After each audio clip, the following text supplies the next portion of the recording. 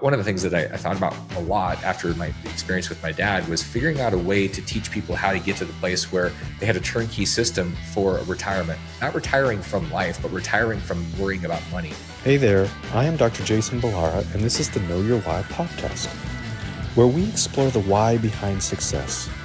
Every week, I meet with real estate investors, veterinary entrepreneurs, mindset coaches, authors, and fitness professionals to uncover their why and how it drives them on the winding road to success. What is your why? Hi, everyone. I'm Jason Balara, and this is the Know Your Why podcast. Today, I'm here with Damion Lupo. Damian is a seasoned entrepreneur who's launched and grown over 70 companies from 0 to 100 million throughout a remarkable 25-year journey, and has also published 12 books. So, Damian, like I said, I'm going to stop there. I'll let you tell your story in your own words. But first, thanks for coming on the show today. Thanks for taking the time out. I appreciate it, and looking forward to the conversation. I appreciate that. It's good to be back. It's Yeah. It's been a couple of years, but yeah, good to see you again. And people can, if they want to go back 2 years, I think, in the archives and find the last one, they certainly can. But thanks for being here again. And why don't we start with just a little recap on yourself, your background, and kind of we'll just have a conversation from there. Yeah, you know what? I think about the background. The background changes every year because so much stuff happens year to year. And yeah, when we spoke last time, there was a certain amount of experience, and what I found is that most people have the same experience more or less every year. It's like a year of experience, 4 seasons, and then they have a very similar 4 seasons. Those 4 seasons over and over again. Right. And over the last 30 years, I've had different years. It's not a merry-go-round. It's not Groundhog Day. It's just this. As an entrepreneur I've launched 70 plus companies and raised hundreds of millions of dollars and built things and unicorns, $1 billion companies. All of that has been just one giant trauma ride. And there's been moments of bliss and euphoria, but it's one of the things that I've really learned is that you pay a price in this space. And I'm learning there's a lot that's worth it. And there's a lot that most people should probably say no to. And so I think one of the most powerful things anybody can do as an investor or a business owner or a potential business owner is to think really hard. And maybe the best thing is to say no. Because when I look back, I look at all the things, majority of these companies didn't work. They lost money. I ended up losing $25 million, was homeless in 2008. All that kind of stuff is how I got to where I am. But just like anybody that we might look up to and say, man, I wish I had that person's life. There's a lot that goes on between when they started and where they are, that highlight reel and the outcome. And it's a steep price to pay. And sometimes it's worth it. And sometimes you wonder what the hell is wrong with you, that you must be a crazy person. So I have my moments of crazy. And then I say, is the mission worth it? Is what I'm doing?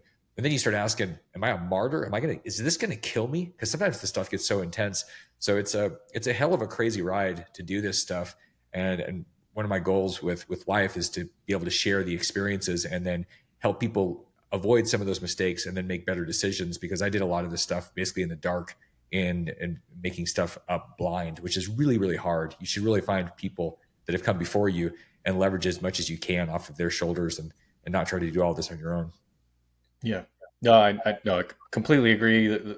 The power of mentorship is a very real thing. I've had a number of, really throughout life, but even if we're talking about, kind of the real estate and business side of things, a lot of great mentors.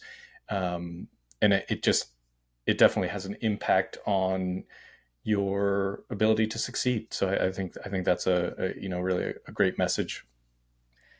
Yeah, one of the things that I know is that there's all sorts of messages as you go along that you keep earning merit badges. Like when you're a kid and you're in Boy Scouts or Girl Scouts, you get all these merit badges. As an entrepreneur, you keep getting these things. You didn't realize how many are available. There's like a limitless amount of things that you can go through, and this is what leads to a place where you actually have wisdom. Like one of the things that I've learned is that a lot of people have information, but they don't have wisdom. They have a lot of education, but they don't have insight and emotional intelligence. And you only get that stuff by going through things. And once you have that, it's really cool because it can't be taken away. And there's a confidence that goes with that you earn. It cannot be given. It can't be something that you you memorize. It's literally something that becomes part of your DNA. And I'm grateful for everything I've gone through. Sometimes I wonder if the price was worth the cost that was paid.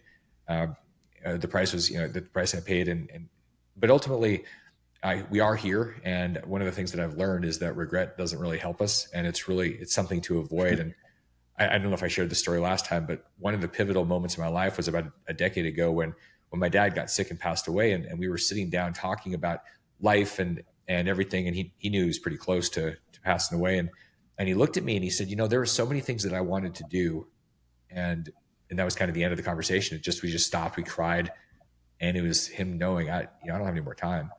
And that's where most people are heading, because they're not going for whatever matters. And it may not be money. It probably shouldn't be money. But it's not going for our potential, the experiences, the relationships, the connections. And so that's been a big driving force. It's been almost a crazy obsessed, thing to say, there's no way I'm going to have regret. So, and I think a lot of people think about that too late. And so I think that's one of the core messages to take away from this conversation, and for people to hear from me, that whatever you're doing, if you were at the end of your life, would this be the thing that you'd be going, yeah, I lived it? Or would it be, man, I really wish I had done some other stuff, but I was just too scared? And that's something that we can do about, because we're still listening, we're still alive today. Yeah, absolutely true. Lots of success, businesses. What's been your focus over the last, year or two? What have you been working on? What are you passionate about now? There's been a lot of pain in society around money. We just had an election in 2024. A lot of that had to do with the economy. People are struggling. The latest thing is eggs have gotten really expensive, and a lot of what's happened is things have gotten more expensive, because people haven't been thinking about how they solve the problem of more expensive. And one of the big problems is the housing that's so expensive for people, whether you're buying something or you're renting something. And there's this, and that's because of a couple of things. There's not enough being produced, and there's a lot of problems in the actual process of producing it because of regulations. And so a few years ago, I had this really cool opportunity to see this deal where these guys had an idea to help solve that problem. And I thought, this is really something worth going for. Like, I could help solve a problem that's impacting the entire society, where like right now we have like 10 million missing units that aren't being built. And so I said, I'm interested in looking at this, and committed, my team committed to being a part of this. And so FrameTech was born, and it was a way to build the framing for housing, which is this giant bottleneck in society. And so we went all in on this new technology to build things 4 times faster with 10 times better quality, and do it with virtually no waste, which completely changes the equation. And we started producing. It took us 2.5 years to build a manufacturing plant. And that's been one of the coolest things ever, to build with a team, with people that see this big picture, this big vision, and to start making a dent in this problem. And anytime we can find a big problem that hurts a lot of people, and we can start working on it, it becomes deeply fulfilling. And that's very different than what a lot of people experience, which is they chase money, they chase a lot of money, then more money. And when you find yourself chasing a mission and something that's going to serve a lot of other people, money takes care of itself. And every day you wake up, like nowadays, I wake up between 1 and 2, and I can't wait to get started, because I'm so excited about what I'm doing and building. And so that's what I've been doing for the last few years. And it's, people are starting to realize that this is going to help society in a massive way, and something I'm really proud of. Oh, that's amazing. So you said FrameTech? Is that tell us about it. Tell us about what kind of the technology. What is the idea of building more efficiently and for less money is very appealing to me. It actually just became a California licensed contractor, so I'm intrigued. Tell me about FrameTech.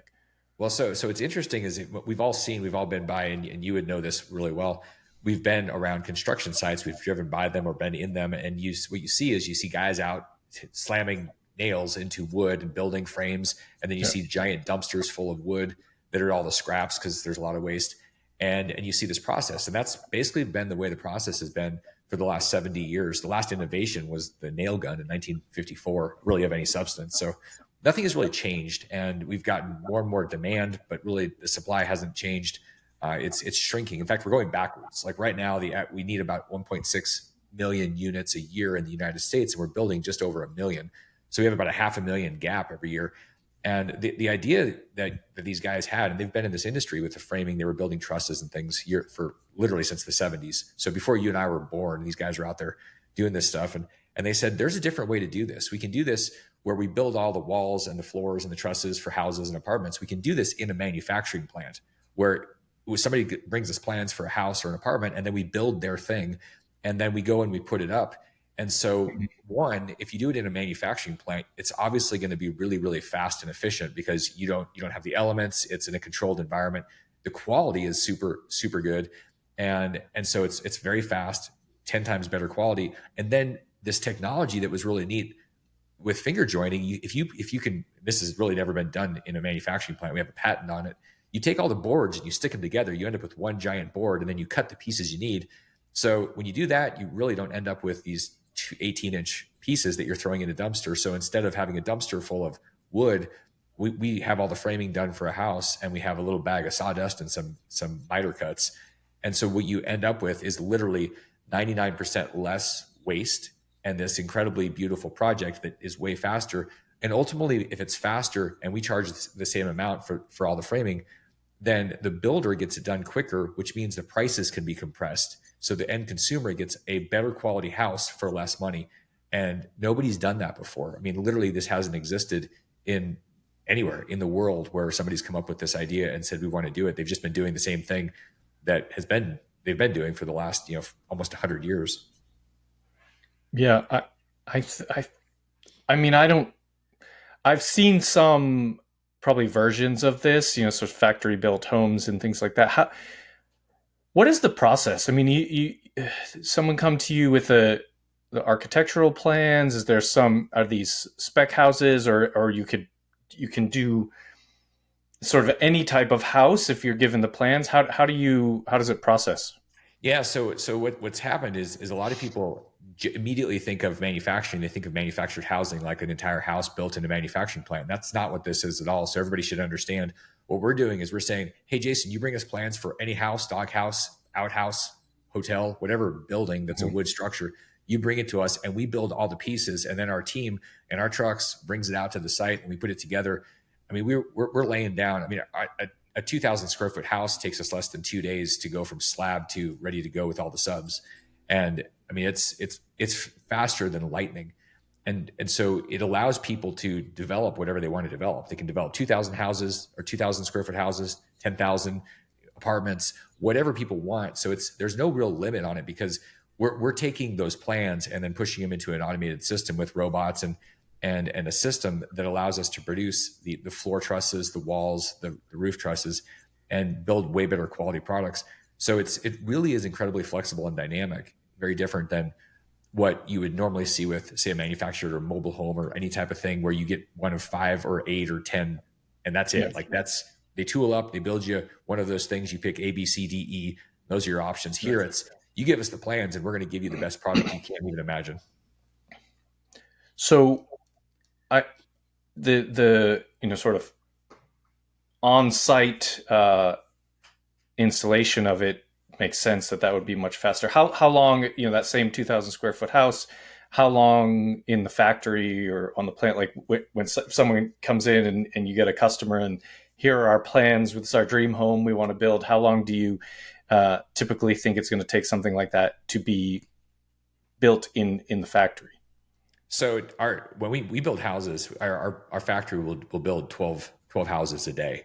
And so those houses go out. So we get plans, and we have engineers, designers that will take the plans and make sure that they're even better. Like we'll look at them and we'll tweak them, and then that process might take a day, it could take a week, but it's really once it gets in line, they're reviewed and they're finalized, and then they get pushed through, and it's a matter of hours for that whole, all the framing done for that house. So if it was, if we had a 20,000 square foot house, we could build that thing in the factory in one day and then put it out there, and it would probably in less than a week, we'd have a framed house. So it's incredibly fast, no matter what size it is or what it is. We started building it's either a 4 or 5 story hotel, and the 15,000 square foot house. I mean, or the 15,000 square foot floors. It was like done in a day. I mean, we just they went from slab to going to the second floor the second day.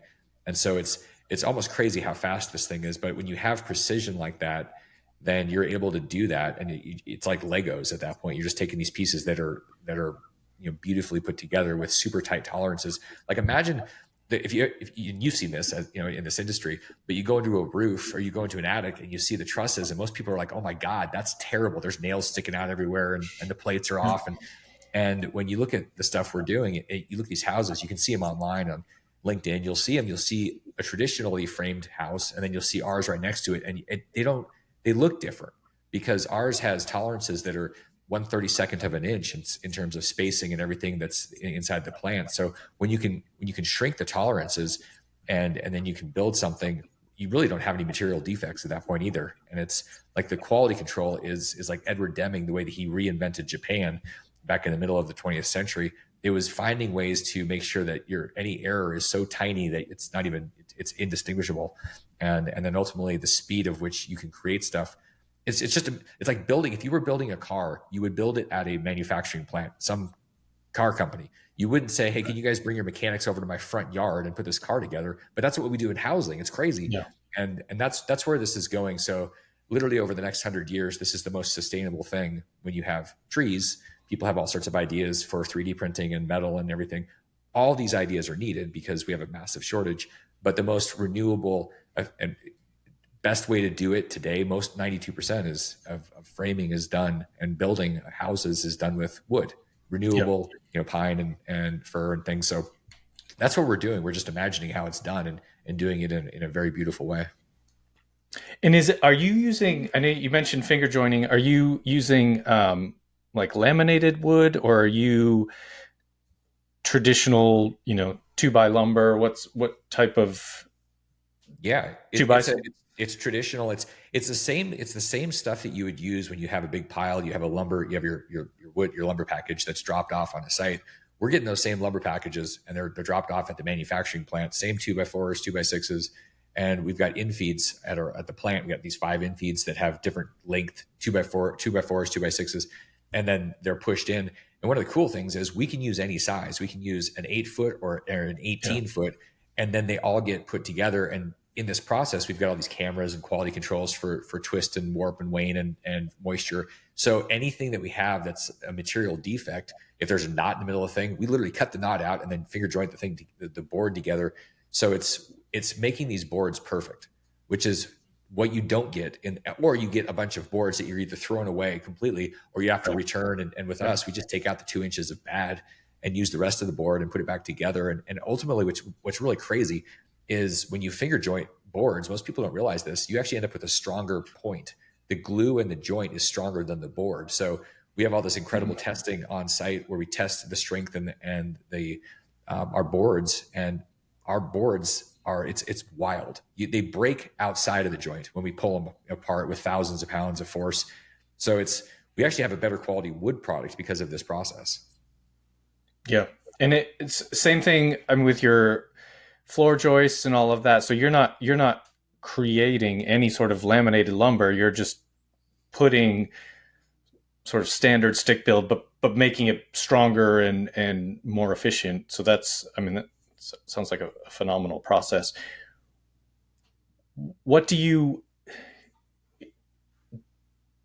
Does your company stay involved with the rest of the build, or is it, sort of, and many builds, it's like, okay, we bring in our framing crew and they do, like you said, put all the parts in the front yard and put them together.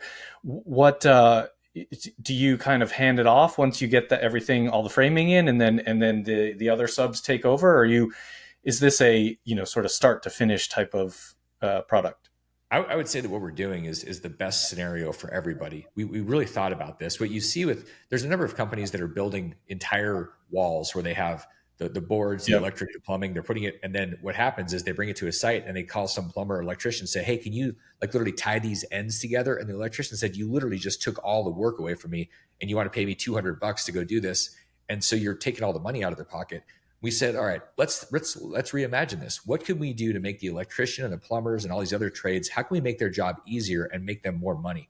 So instead of trying to put everything in these walls, we build the wood, and then we pre-drill holes. We snap lines on the wood. On the concrete, we have technology where we're drawing, instead of snapping chalk lines on the slab, we're out there with a robot that's drawing the entire schematic of the house. We have QR codes on the ground on the slab. We have all the instructions for what's going where, what kind of appliances Cool. in multiple languages. All this stuff is there. So the electricians, plumbers come over and they go, all right, our walls are straight, our holes are pre-drilled, our lines are there for all of our plates, and we're told what appliances to put in here, so we don't put a gas stub where it should be an electric for an electric oven. And so we're doing all this stuff, and this is just value add. So now all the trades are like, we love FrameTech. That's the only company we want to work with because they're making our job easier and faster, which means we make more money. So we've found a way to basically lift everybody up, and it's because that's our culture. Our culture is, how do we do more and create more value, instead of how do we create more profit for ourselves and step on other people's heads. Yeah, it makes a lot of sense. I think putting construction in general, putting a building, any type, whether you're talking about a hotel or a single family house, like all of that it's very much an exercise in coordination. You've got to, sort of get everybody on the same page, dancing together, if you will. And I think that in any business or process like this, if you can make the next person's job easier with your part, I think so many people do leave that out. They're like, well, that's not my part. I don't need to worry about that. And it's like, you have the framers go in, they build a structure, and then the plumbers and electricians go in and cut through all their structure, and then it has to be fixed. And there's a lot of that if you don't have a well coordinated process, it just creates more time. It costs more money, all of that. So, it makes total sense to have that, all of it sort of pre-planned, in the sense where, are you putting, you said you're drilling holes. Are you putting chases in where needed and stuff to allow them to run the mechanicals? Basically, all we're doing is we're opening up space, or putting, like I said, lines and schematics down. So beyond the wood, like we're not adding things necessarily. We're subtracting where they should be added. The only thing we're adding is lines and instructions, so that it makes it simpler. And it's like, unfortunately, like I was looking at my house after this whole project and trying to see how many of my outlets were actually at the same height in my walls, and they're not. They're all slightly different. And with FrameTechs, they're all exactly the same, because we draw these lines and we make this thing so precise, and then we leave it at that. So it makes it really easy to be virtually perfect for an electrician and a plumber, and which, the lines that these trades that come in right after us. Yeah. And so they come in, and the other thing too, which is, this, and people, when you're trying to coordinate all the stuff, you really don't know when your framers are necessarily going to be done. You don't know when they're going to start, and when they start, weather can get delayed. Like, all these things can happen. Yeah. Plus, about a wall per house ends up disappearing on an average build site. It just walks away somehow. And so when we say this house will be framed on this date, they can plan. They don't have a 2 or 5 or 10 day gap between framing and plumbing. They're like, all right, plumbers are going to be here at this time. It's like 12 hours after the framing was done, because we were that precise, and it's a narrow window. We don't think, okay, it'll take us 5 to 10 days. We're like, it's going to take us a day to a day and a half. So by the end of day 2, you can just plan everybody around that. And that's what we keep delivering. That makes everybody's life a lot less stressful too. So, as you know, you're trying to coordinate all these, basically cats, you're like herding cats, which is what you do when you build things. Yeah. And we're saying, hey, we've got some real, ultimately you can have any type of animal you want, because they all have their marching orders when they're supposed to be showing up. And we give them the framework, if literally, with a very simple way to implement their trade. And it works for everybody. Like, it's cool, because all the stakeholders win. And then we're imagining how business is, like reimagining business, the way that we're building cultures. And we're hoping that this is going to spill over, because the way that we're doing it, like we're looking at it, and we've seen this where a lot of construction trades, they look at people very like they're disposable. Like, oh, if we have a framer that leaves, well, we'll just go steal somebody from another site or whatever. We don't care if they get hurt. We'll just get another one because they're disposable. We look at our entire community and the 200 people that are at a plant. We look at those as family, and we're doing things that are very different. Like one of the coolest things that I've never heard of in the construction industry, manufacturing, we're putting childcare on site in our manufacturing plant so people can bring their kids. You don't have to have one spouse going to work just to pay for childcare. We're putting that there so people can go and work. They can go hang out with their kid at lunch, and then we've got a cafeteria. They can literally eat with their kid, and we're putting a wellness clinic in that's staffed with doctors. Meaning, it's not just about giving you health insurance, hoping if you get sick, you'll go get a shot or something. But we're keeping our people healthy and well because we want them to have a great quality of life. All that stuff means that people are going to say, this is the only place that we can imagine ever wanting to work. So you don't really have turnover, Yeah. and people, it's a better experience. So communities are stronger. They're more stable. Like we're thinking about the whole thing holistically. And I think this can spill over not just to construction and manufacturing, but literally into business, how we look at people and how we treat them. It's not about equity, like this whole thing that came up with, some of the politicians. It's literally about doing the right thing. The right thing is treating people as human beings and everybody winning together. And that's really what we're doing.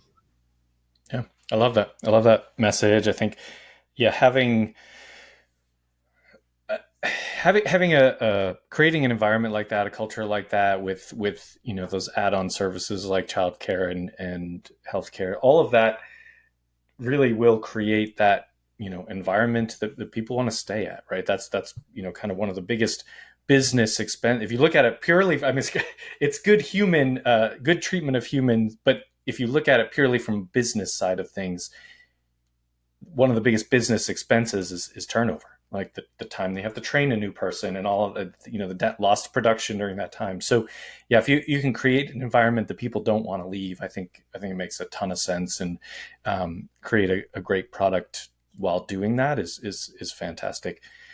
I mean, that's super cool. I'm definitely going to check it out. But Damian, tell us, when people hear this and they're interested, and they want to connect with you, or maybe they want to check out FrameTech, go ahead and let us know kind of all the places to get in contact.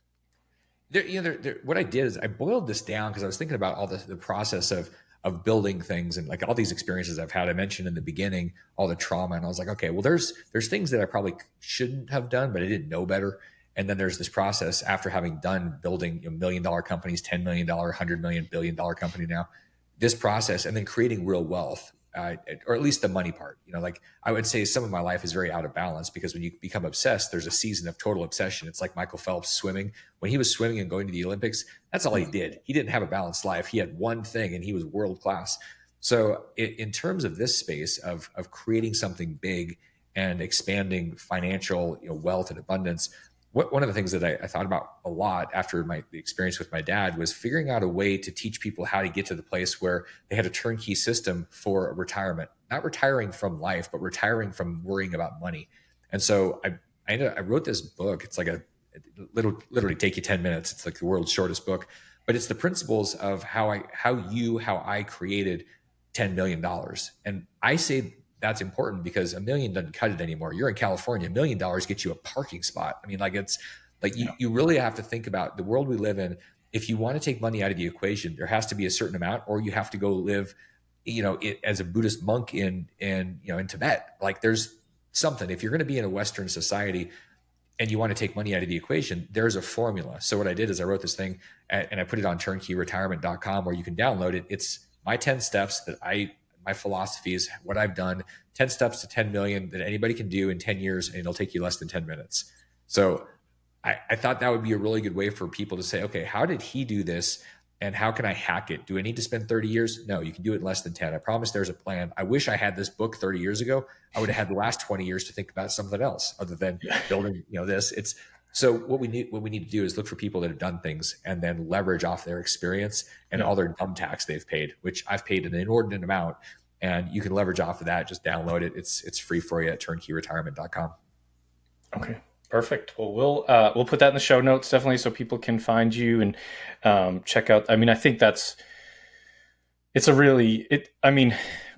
probably not used enough, but looking at what other people have done, just successes, failures, challenges, looking at it, and using it to your advantage in terms of what you'd like your